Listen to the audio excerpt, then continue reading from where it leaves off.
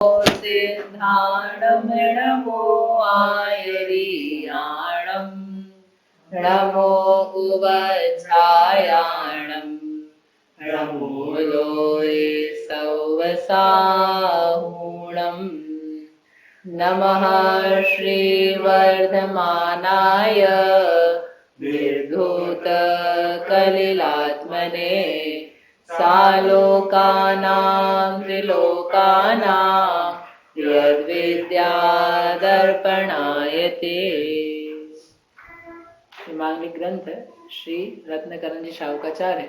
इसके रचयिता आचार्य भगवान श्री समंत भद्र स्वामी है। इसमें संलेखना अधिकार अपन समझ रहे हैं, संलेखना कैसे की जाती है। तो वो क्यों समझ रहे हैं? क्यों जी?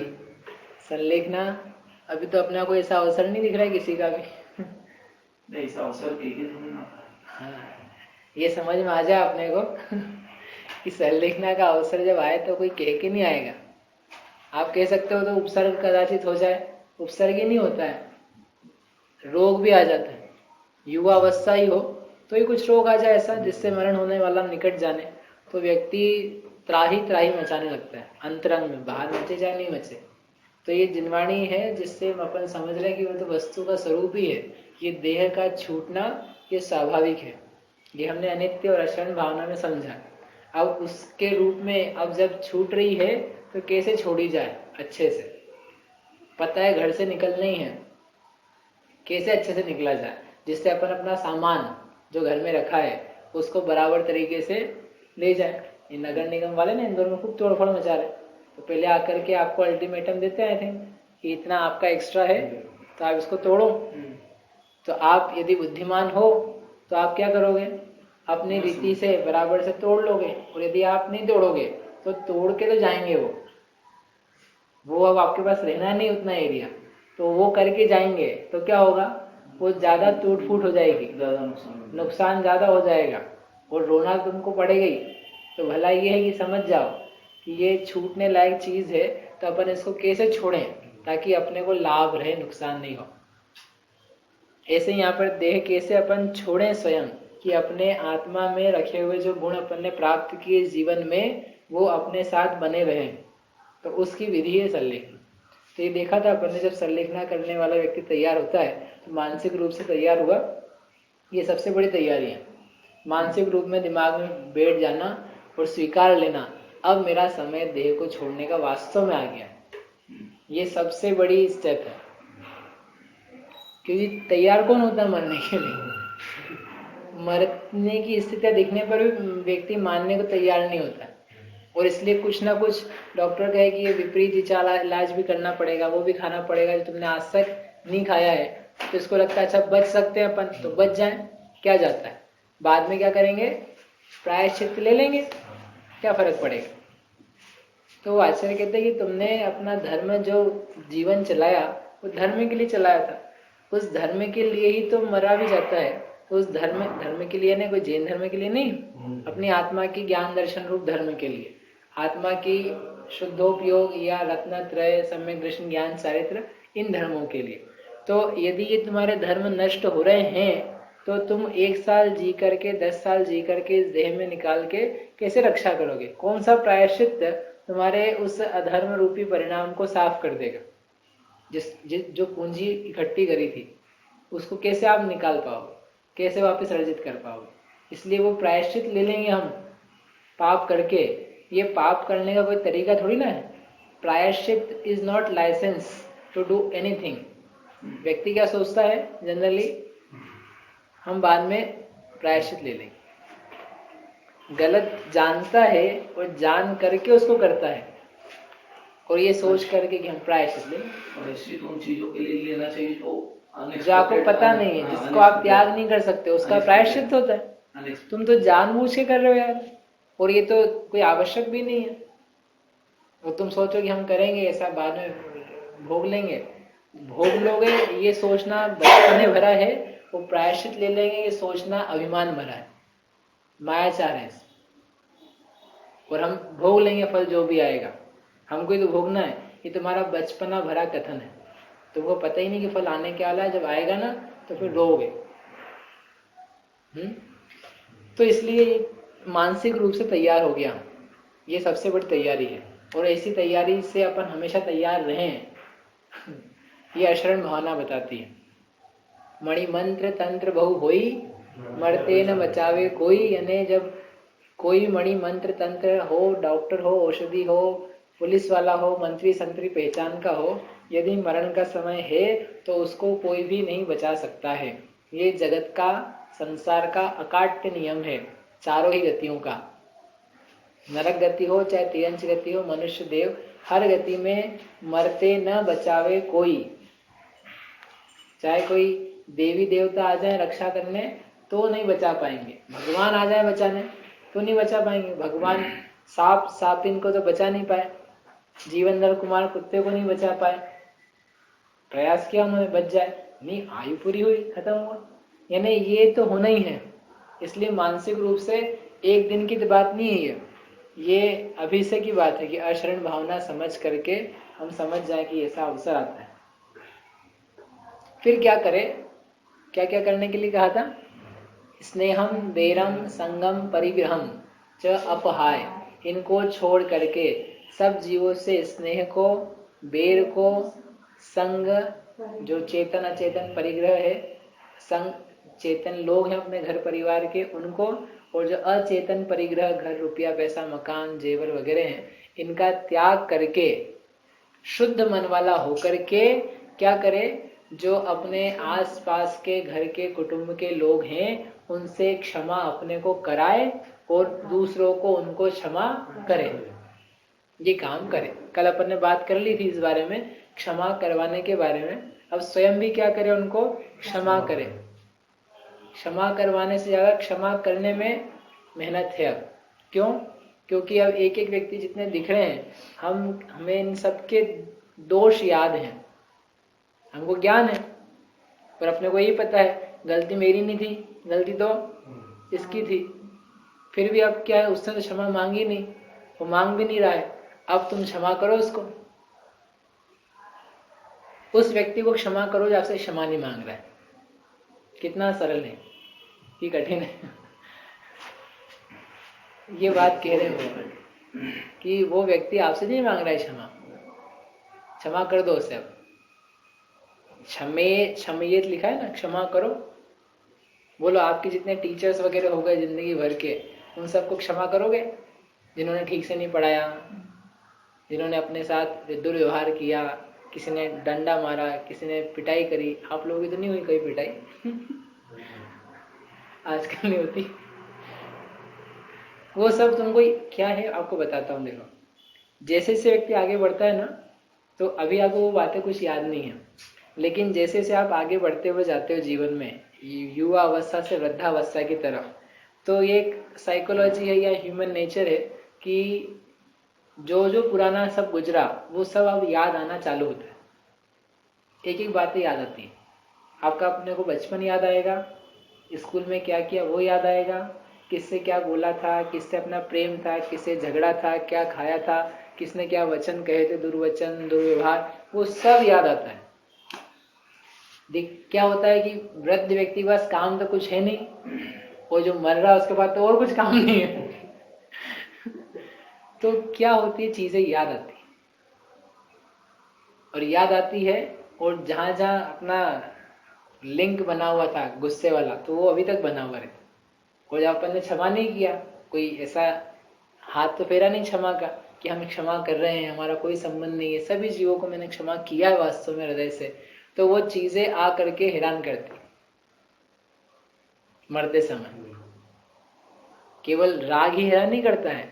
आपको कहता, परसों करी थी ना अपन ने वो बेर का, कि वो बेर उसको इतना कि मेरे मरने के बाद भी ये सुखी नहीं रह पाए, मेरे मरने के बाद यही मरे, तो उसके कारण से उसने पुतला लगा करके उसको मरवाया, मर गया। सोचो कितना वे ऐसे चीजें बनी रहती है।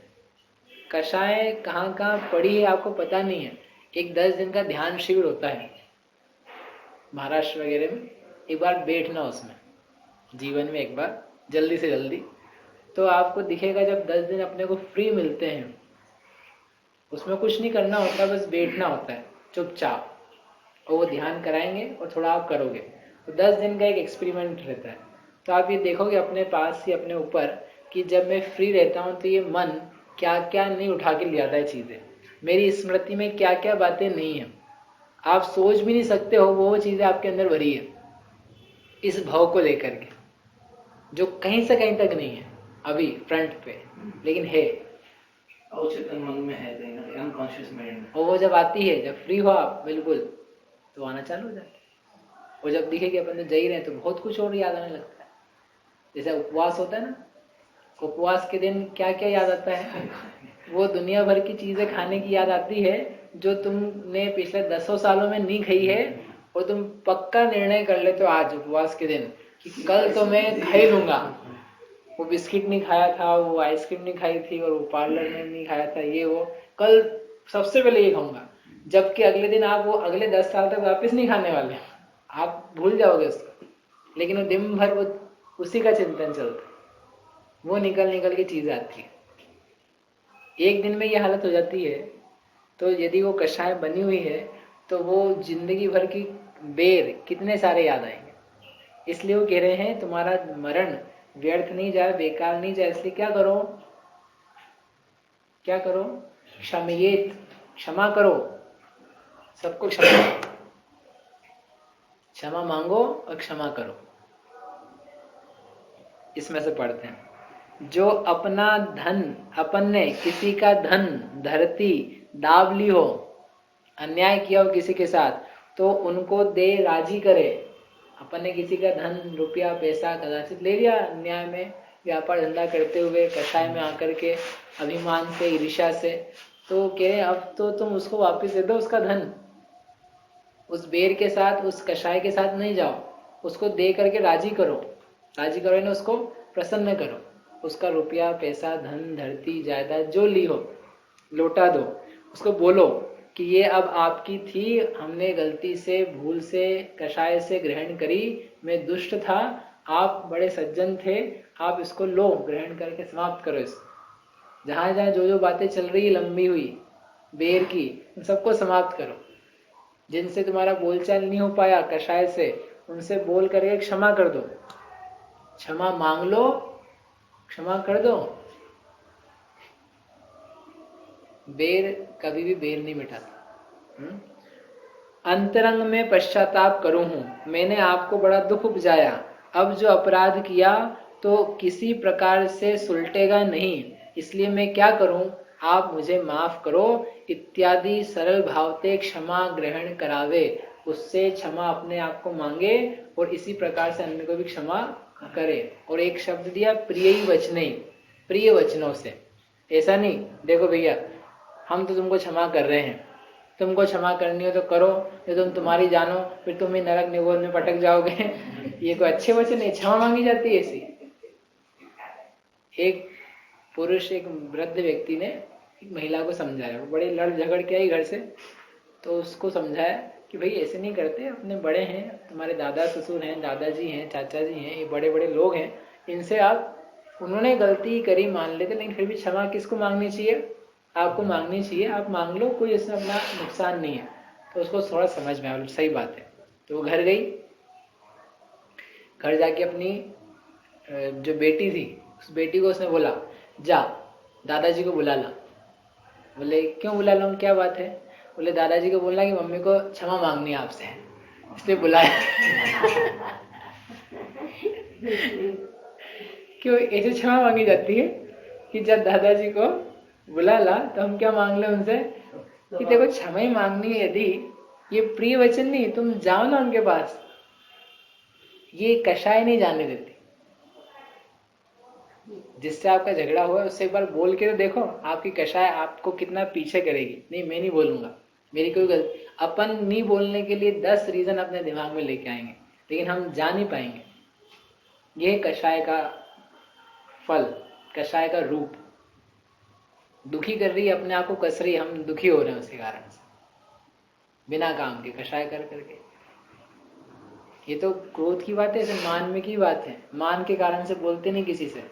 अपना हमारा इतना स्टेटस है कि इसके नीचे के लोगों से हम बात ही नहीं करेंगे, देखते ही नहीं लोग। जो यदि जितनी बड़ी गाड़ी से निकले तो वो उतने ही बड़े लोगों को देखता है, नीचे लोगों को नहीं देखना चाहता। तुम्हारी कषाय कितनी तीव्र है, ऐसी कषाय के साथ में क्या होगा अपना फल। कषाय का नाम ही कषाय है, जो कसाई हो वो कषाई, कषाय करे वो कसाई, कषाई कषाई यानी कसाई, कसाई यानी कितना खोटा व्यक्ति है।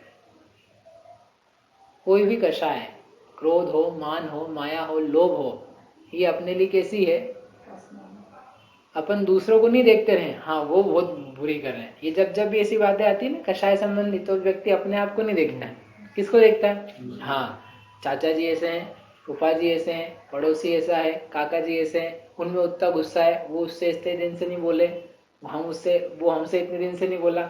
ये नहीं दिखता कि अपन ने भी किसी से नहीं किया ऐसा, हम किसी से सॉरी बोलने लायक परिणाम नहीं पैदा करते। ये सारा है विश्लेषण अपने लिए, और देखते किसके लिए है, दूसरों के लिए। एक प्रवचन चलता है ना, समझो माँ भी बैठी है और लड़का भी बैठा है, तो माँ कौन सी बातें सुनती है, जो बोले आज ये अच्छी बात बताइए, हमारे लड़के को हम ये बताएंगे, लड़का ही वही है, लड़का बोलता है हाँ आज आपने ये अच्छी बात बोली है, अपनी मम्मी को बोलता है देखो ये तुम्हारे लिए कही लेकिन वो ये नहीं देखते कि मेरे लिए क्या है और इनके लिए इन्होंने क्या सीखा, दूसरे के लिए देखते, तो दूसरे के लिए नहीं किया जाए। जो कुटुंब मित्र आदि स्नेहवान हैं उनसे कहे कि तुम हमारे संबंधी स्नेही हो, आप हमसे प्रेम रखते हो, लेकिन तुम्हारा और हमारा संबंध किसका है, इस देह का है, और जब ये देह का संबंध है और ये देह ही जा रही है, देह के निमित्त से सारे संबंध थे, जब देह ही छूट रही है तो फिर तुम्हारा हमारा संबंध वास्तविक रहने नहीं वाला है। इसलिए तुम भी इस देह के संबंध के स्नेह को छोड़ो, हम तो छोड़ ही रहे हैं, हम तो देह भी छोड़ रहे हैं और स्नेह भी छोड़ रहे हैं, और तुम देह नहीं छोड़ रहे हो अपनी, लेकिन कम से कम स्नेह तो छोड़ दो, नहीं तो तुम दुखी होगे, हमारा कुछ नहीं जाएगा, हम तो चले जाएंगे ज्ञान पूर्वक दर्शन पूर्वक, लेकिन तुम इस स्नेह में आकर के क्लेशित होगे। वास्तव में किसके साथ संबंध है, देह के साथ ही संबंध है ना। जो अपने माता पिता भाई बंधु पुत्र पुत्री हैं, उनका किससे संबंध है, अपनी आत्मा से है, इस देह से है।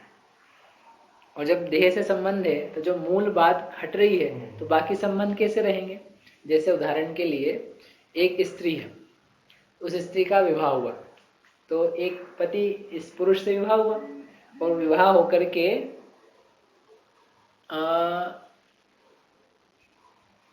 ससुर सास देवर देवरानी जेठानी भौजाई ऐसे बहुत सारे लोगों से भी उसका नाता हुआ। तो जो उसका नाता हुआ, वो नाता किस नाते से हुआ, पति होने के नाते से। पति है इसलिए बाकी नाते हैं, पति के नाते से बाकी के नाते हैं। यदि पति का नाता ना हो तो बाकी के नाते नाते नहीं है। ठीक है ना, ठीक है नहीं बहन जी।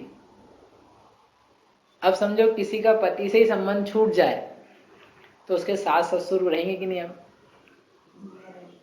पति से संबंध छूट गया, टूट गया, कुछ कारण से अलग अलग हो गए, तो अब उसके सास ससुर रहेंगे कि नहीं। अब उसका देवर, अब उसका साला, साला तो होती ही नहीं पत्नी का, क्या होती है, ननद, देवर जेठ, ये सब होंगे कि नहीं होंगे। अरे ऐसे कैसे नहीं होंगे, जिंदा है सब। अरे जिंदा होंगे, लेकिन जिस कारण से वो सारा विस्तार हो रहा था, तो उस विस्तार का मूल ही जब चला गया, तो वो कहेगी जब हमारे पति से संबंध नहीं है तो तुम हमारे सास काय के, ससुर काय के, अब तो हमको बहू मानना छोड़ दो, हम भी तुमको अपना मानना छोड़ रहे हैं। ऐसे कैसे व्यक्ति कहता है कि हे जगत जगत घर के लोगों, हमारा तुम्हारा संबंध जो था वो वास्तव में शरीर से था, अब शरीर ही नहीं रह रहा है, तो तुम काय का संबंध बना रहे हो और हम काय का संबंध बनाए। तुम भी अपना स्नेह छोड़ो, हम भी अपना स्नेह छोड़ें, अब हमारा तुम्हारा कोई कर्तव्य नहीं है। लड़का बोले पिताजी थोड़ा दुकानदारी तो देख ही लेना मरते समय ये कैसा बुद्धू आदमी है, हमारा तुम्हारा कोई संबंध ही नहीं बचा, तो दुकानदारी का काय का संबंध, सब संबंध खत्म। परमार्थ से तो पहले भी नहीं थे, तो अपने मोह में आकर के बना रहे थे। अब वो संबंध नहीं। ऐसा संबोधन उन घर वालों को भी देता है ताकि घर वाले भी मानसिक रूप से प्रिपेयर रहें, और कदाचित किसी का मोह छूटने का अवसर आए तो छूट भी जाए, नहीं तो ये मोह में अपना काम करें, कम से कम मैं तो निर्मोही रहूं। इतना जरूर है कि इन्होंने लिखा कि वो जितना सारा अपना धन संपत्ति उसका बराबर विभाग करके, ताकि बाद में ये झगड़ा मोह में नहीं करे। क्या करे संपत्ति का? अपने आश्रित जो जीव हैं उनको विभाग करके दे। आश्रित जीव में पत्नी है, माता पिता हैं, बच्चे हैं, पुत्र है, पुत्री है, कोई बहन हो सकती है, साथ में भाई हो सकता है। जो जो अपने आश्रित डिपेंडेंट्स हैं उन डिपेंडेंट्स में यथायोग्य उस संपत्ति का बंटवारा करे, धर्म आदि के लिए दान देवे, और इस प्रकार से उनसे स्नेह छोड़े। कि परिग्रह था, उस परिग्रह का कुछ करना पड़ेगा। ऐसे ही छोड़ जाएगा तो कुछ झगड़े होंगे बाद में। कोई स्त्री जा रही है तो स्त्री का जो परिग्रह है वो उसको बांट के जाए, उसका बंटवारा कर दे।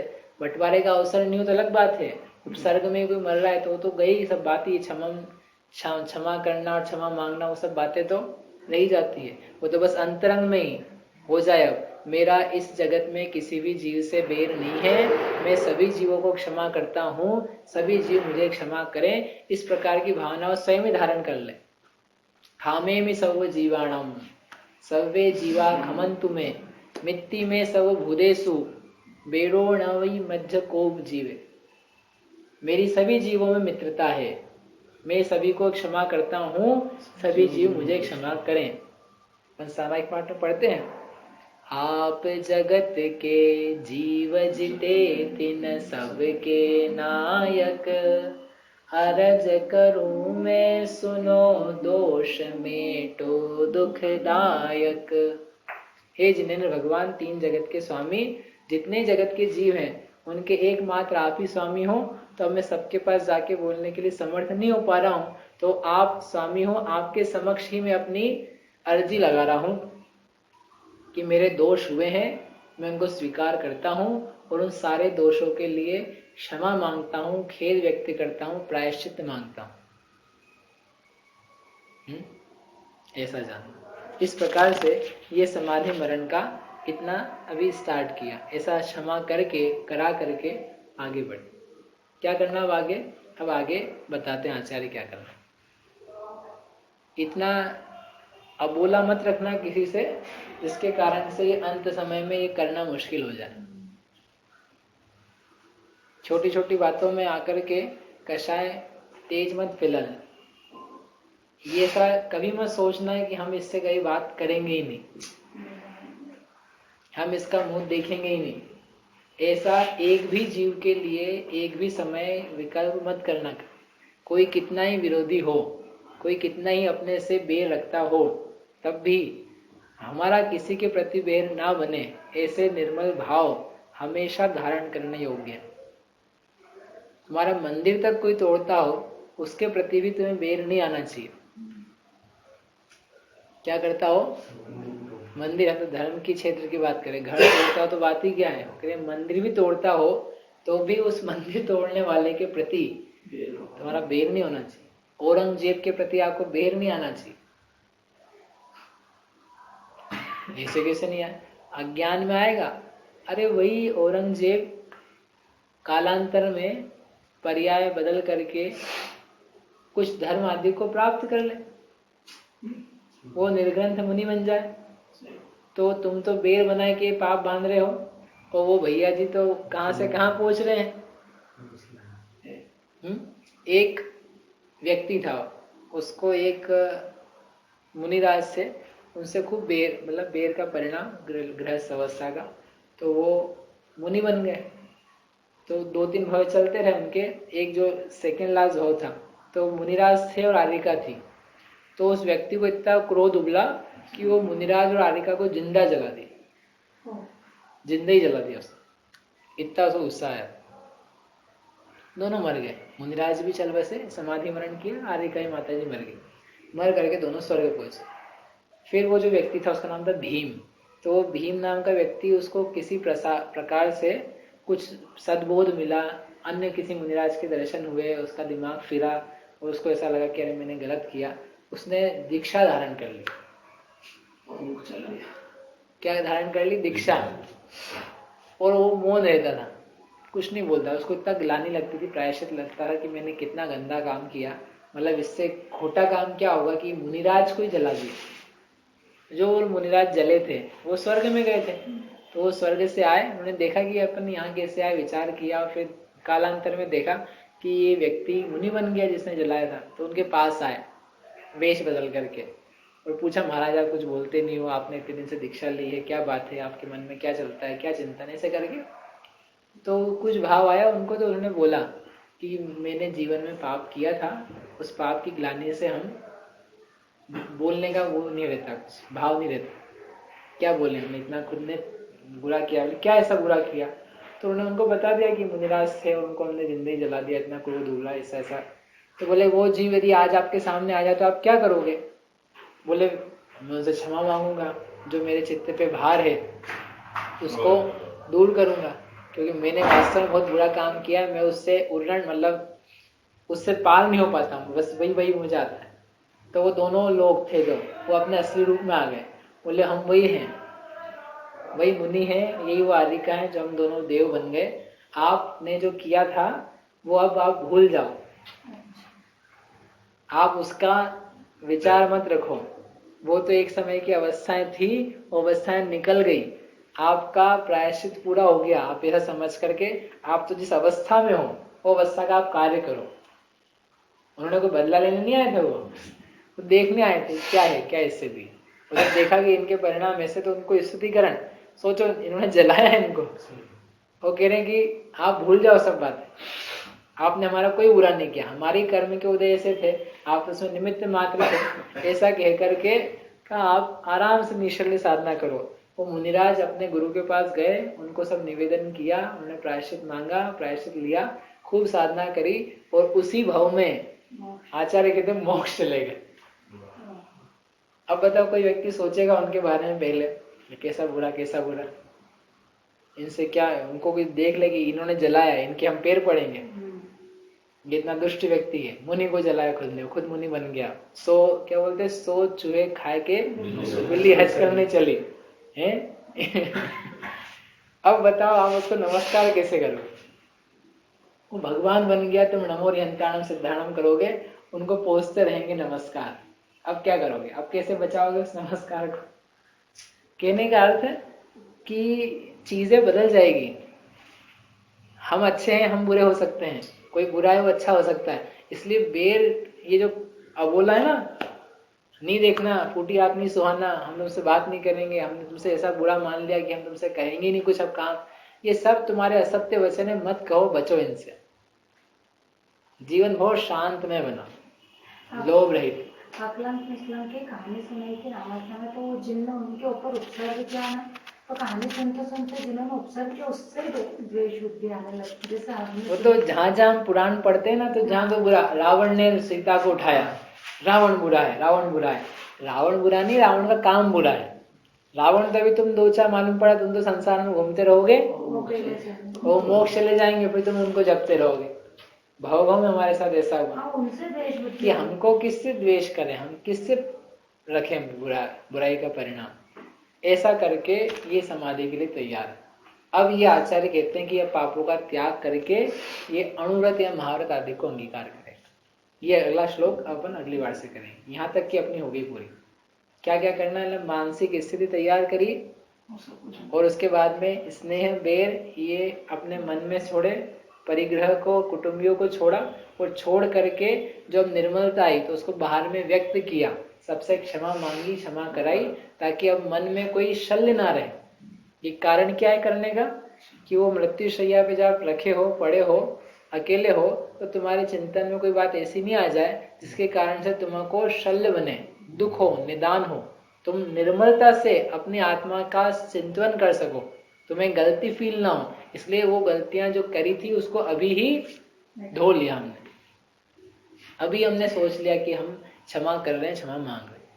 हमारी गलती नहीं थी, हमने जाना था ऐसा, लेकिन हम तो सबसे फिर भी क्षमा मांग रहे हैं। ये शरीर का, हमने आपसे कहा था ना, गलती है, ये शरीर गलती है, इसलिए गलत काम तो होते ही रहेंगे दूसरों से। ये सबसे क्षमा करें। ऐसे जान करके अपने परिणाम निर्मल बने, ऐसी भावना से कई बार नहीं करते हो। क्लास जो है अब कल परसों से नहीं लगेगी, मैं बाहर हूँ तो अब लगेगी करीब 23-24 को। 2 हफ्ते क्लास नहीं रहेगी।